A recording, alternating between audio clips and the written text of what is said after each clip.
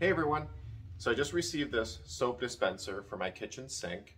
I got it because my current soap dispenser doesn't work anymore. What I like about this one is its modern design. It has a 365-degree swivel and it has a very long sprout to it. So let's go ahead and see what else comes in the box. Okay, so taking a look in the box here. This is the tube that attaches to the soap dispenser and then goes all the way down to a bottle where you're going to have the soap inside. And these are little plugs, different size plugs, depending upon the type of bottle you use for the soap. That'll just go in the top of it. And then we have some little pieces to hold the tube up against the wall if you want to do that. So let's go ahead and remove this old one, and then I'll show you the installation for the new one. Okay, so I took the old one out. Here's just the hole remaining, and I cleaned that up a little bit.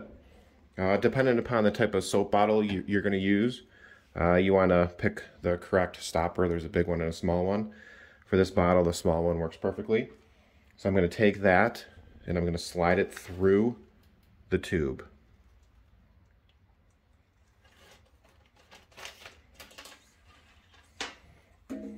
To about there. Here are the instructions. By the way, I don't think I showed you that yet. So the next step is to take this nut off with this gasket.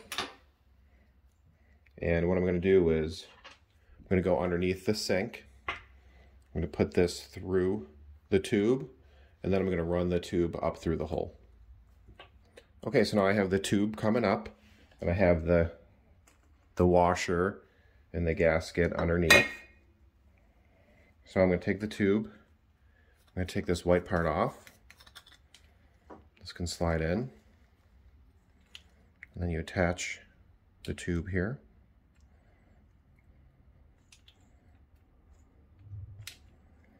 Okay. You go ahead and screw this back on.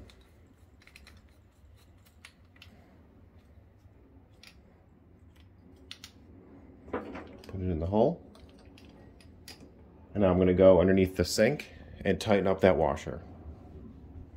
Okay, so here we are underneath the sink. Now here's my tube with the stopper. So I'll just put that right in my bottle.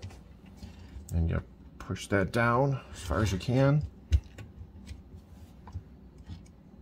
And there you go.